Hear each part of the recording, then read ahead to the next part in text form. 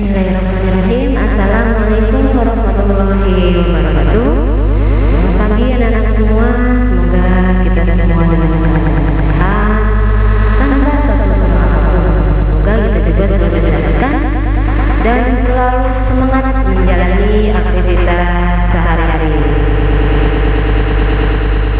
Baiklah, pada pertemuan perdana kali ini yang pasti kalian sudah kenal dong siapa saya. Oke, saya memperkenalkan diri dulu ya. Nama saya Nurul Sri. Saya mengampu mata pelajaran IPA dan Kimia di kelas 10. Nah, kalau Kimia hanya ada di kelas 10, TKR, TBSM, dan untuk IPA hanya ada di kelas 10 TKT.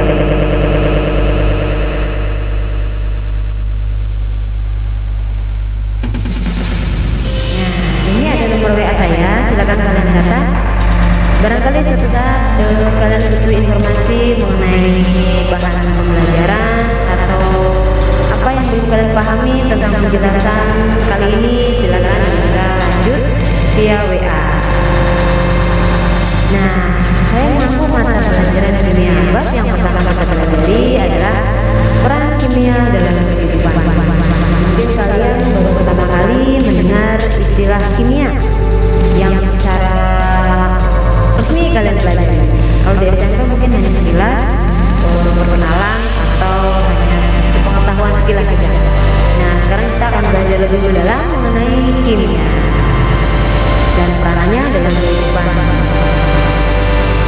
Nah, harapannya ketika setelah kalian mempelajari materi ini, kalian dapat memahami peran kimia dalam kehidupan. Apa sih fungsinya kita belajar kimia dalam kehidupan kita sehari-hari. Kemudian menunjukkan perbedaan dalam kimia itu ada yang disebut dengan materi, yang itu bisa mengalami perubahan, serta kalian mampu memisahkan campuran melalui praktikum sederhana atau kita mendemonstrasikan video praktikum tentang pemisahan campuran. Mungkin kalian tidak asing lagi dengan benda-benda yang ada di sekitar sini, yang ada di gambar ini. Misalkan ini ada sampo, ada parfum mungkin ya, ada lotion, odol, sikat gigi, sisir, dan sebagainya. Kemudian ini yang ada di bawah itu adalah bahan-bahan yang berbahaya bagi lingkungan sebenarnya. Tapi ini tidak asing juga untuk kita ketahui dalam keseharian kita. Apakah kalian pernah menggunakan semua bahan-bahan ini? Di setiap produk itu pasti mengandung atau terdapat komposisi bahan yang ada atau yang terkandung dalam bahan tersebut.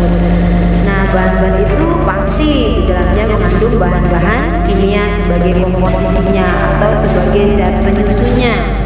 Di sini ada yang disebut water itu air, stearit asid, asam starat, miristirik asid. Kalau belakangnya asid ini disebut dengan asam. Propilen glikol, potasium hidroksid, gliserin. Ini biasanya terdapat dalam produk kecantikan. Potasium hidroksid itu semuanya adalah bahan-bahan kimia. Nah, apa sih itu ilmu kimia? Nah, kimia itu ilmu yang mempelajari tentang susunan, struktur, sifat, perubahan materi, serta energi yang menyertai perubahan tersebut. Misalkan ada sebuah proses pembakaran. Nah, kita mempelajari bahan yang dibakarnya apa, untuk membakarnya apa, kemudian setelah dibakar menjadi apa, ada energi yang menyertainya tidak? Pasti ada, karena proses pembakaran itu membutuhkan energi, pasti ada energi yang dihasilkan. Itu dipelajari dalam ilmu kimia. Nah, hakikatnya adalah bahwa benda itu bisa mengalami perubahan bentuk maupun susunan partikelnya menjadi bentuk yang lain, sehingga terjadi deformasi atau perubahan bentuk, perubahan letak susunan, yang mempengaruhi sifat-sifat yang berbeda dengan benda semula. Ketika kita belajar kimia bahwa sebuah benda itu bisa mengalami perubahan, yang berubahnya itu antara zat sebelum berubah dan setelah berubah itu ada perbedaan. Nah, manfaatnya apa sih kita belajar kimia? Yang pasti kita menjadi lebih paham tentang alam sekitar dan proses-proses yang berlangsung di dalamnya.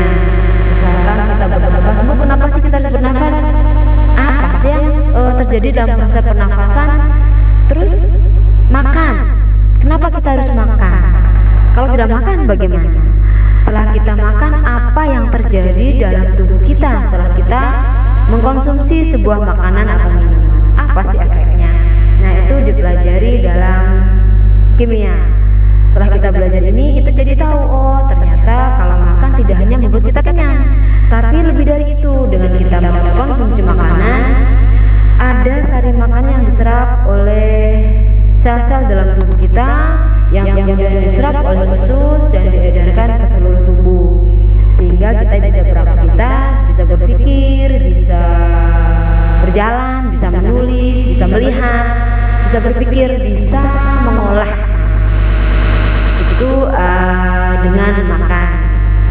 Kemudian yang kedua, mengubah bahan alam menjadi produk yang lebih berguna untuk memenuhi kebutuhan kita.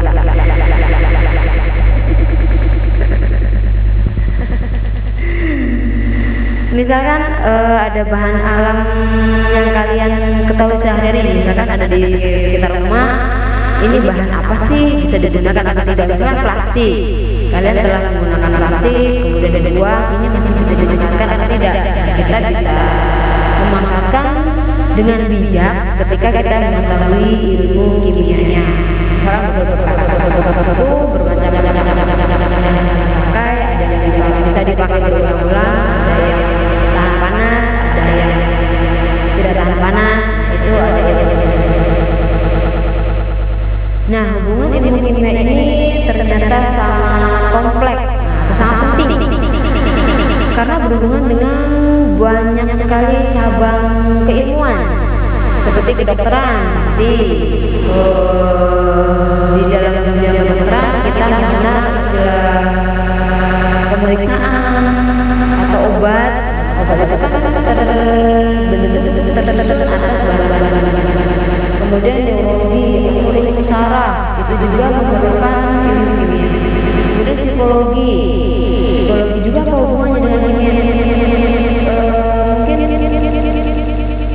ada orang yang bersikap aneh, kok sepertinya seperti orang kurang waras, atau misalkan seperti orang yang strip. Nah, itu secara kimia bisa diteliti. Mungkin mereka kekurangan gizi atau apa, sehingga menyebabkan efek yang Kemudian geologi itu ilmu bumi, fisika, kosmologi, meteorologi, elektronika, metalurgi, pertambangan, elektronika listrik, teknik, arkeologi, ekologi lingkungan, pertanian, botani, tumbuhan, biologi makhluk hidup, genetika itu ilmu tentang keturunan. Apalagi ini, misalkan kalian bertanya, saya kok mirip ibu, saya kok mirip bapak, nah itu dipelajari dalam ilmu genetika. Yang pastinya susunannya adalah semuanya bahan-bahan kimia. Kemudian farmakologi, ilmu obat, menyusun obat, meracik obat, itu juga membutuhkan ilmu kimia. Kemudian toksikologi, ilmu racun, zat-zat toksik yang bisa menyebabkan. Kemudian fisiologi itu kondisi makhluk hidup secara fisik. Misalkan, kok saya hidungnya mancung keluar atau mancung ke dalam, itu dipelajari dalam ilmu fisiologi.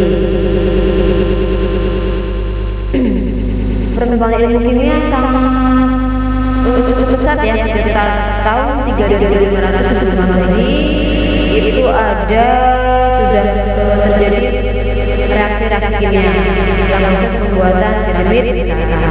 Kemudian sekitar abad 4 sebelum Masehi juga sudah dipelajari tentang ilmu kimia.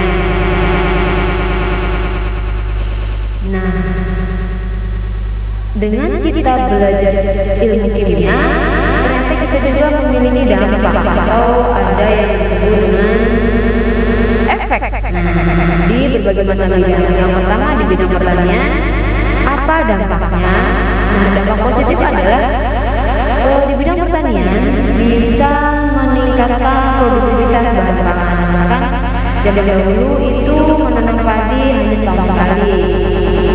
Kemudian hasilnya juga tidak maksimal karena tidak ada pupuk yang digunakan untuk bahan memacu atau menyuburkan tanaman padi misalkan. Atau misalkan di sini sangat familiar sekali obat semprot buah mangga misalkan, itu yang umum ya, yang sering saya lihat itu di sini mangga belum saatnya berbuah itu disemprot, itu bahan kimia.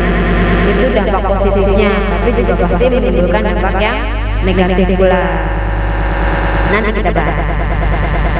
Nah, di bidang kedokteran pasti ya, mungkin di antara kalian ada yang pernah ke dokter, periksa demam atau batuk atau sakit dan semacamnya. Pastikan akan diresepkan sebuah obat yang akan dikonsumsi. Nah, obat-obat tersebut pastilah mengandung bahan-bahan kimia.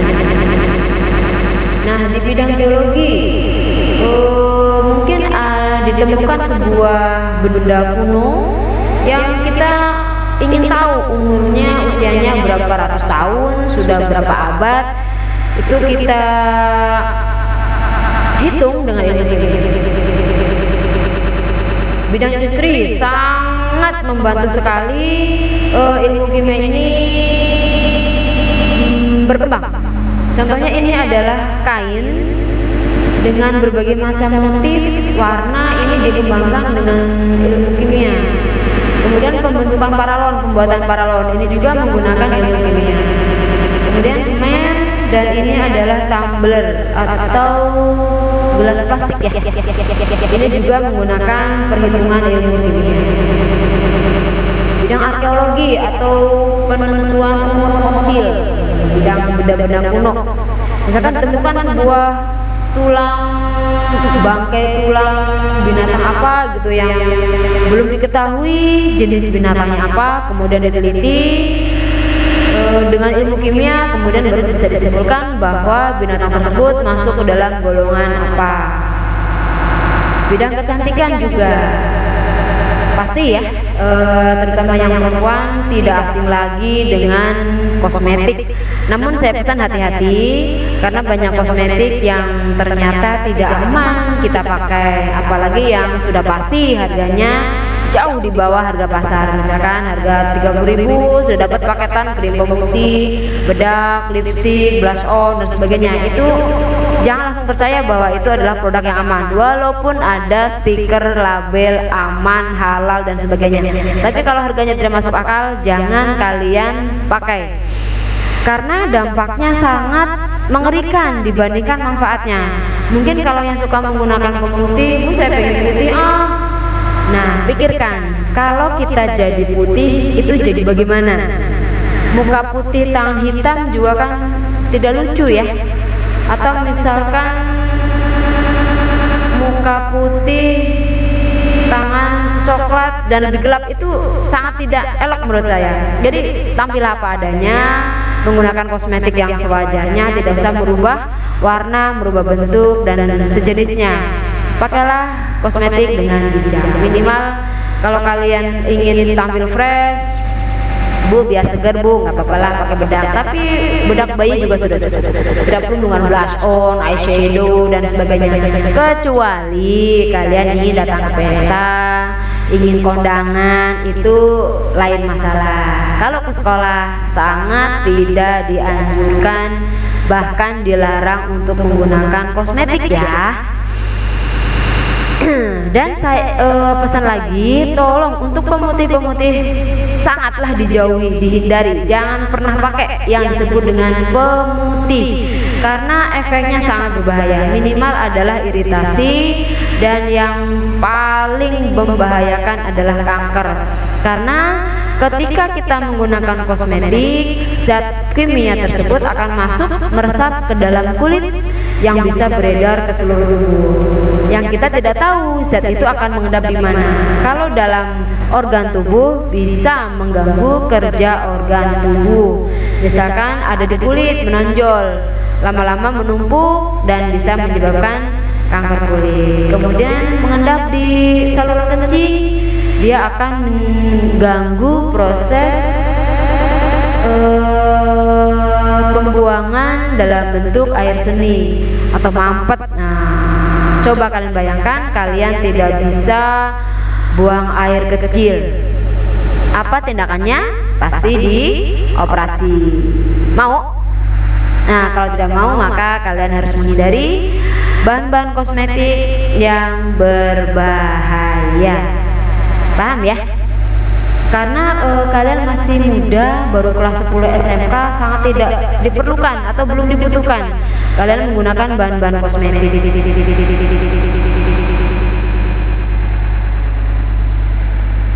Nah, mungkin cukup sampai di sini manfaat dan peran kimia dalam kehidupan. Silakan bagi kalian yang ingin bertanya, bisa kalian tuangkan di kolom chat, kolom komentar, atau bisa melalui WA. Silakan. Kalau di kolom komentar silakan kalian tuliskan nama dan kelas supaya saya bisa mengabsen atau memperkenalkan atau berkenalan gitu namanya siapa saja di kelas ini, di kelas 10 MM, personalnya siapa aja biar saya pelajari. Mungkin nanti kalian perlu mengirimkan foto via WA, Bu, ini nama saya Anissa 10 MM, silakan via WA Japri ya, dan disebutkan nama serta kelasnya. Mungkin itu saja, selamat belajar. Kalian rangkum materi yang sudah saya jelaskan hari ini, silakan tulis di buku tulis. Nanti pada saatnya kalian melaksanakan penilaian semester atau PTS, dulu disebut dengan PTS, kalian sudah siap memiliki materi. Apabila masih ingin belajar lagi, silakan boleh kalian googling sendiri, cari di Google peran kimia dalam kehidupan. Silahkan cari sebanyak-banyaknya. Jangan pernah puas dengan apa yang sudah kita ketahui. Teruslah belajar ketika kita masih memiliki kesempatan, kita masih memiliki nafas. Karena kalau nafas sudah berhenti, kita sudah tidak bisa belajar lagi. Nah, ya. Jadi saya mohon, saya harap kalian tetap semangat, tetap jaga kesehatan, jaga pola makan, cukup istirahat, dan tetap semangat. Saya akhiri. Assalamualaikum warahmatullahi wabarakatuh.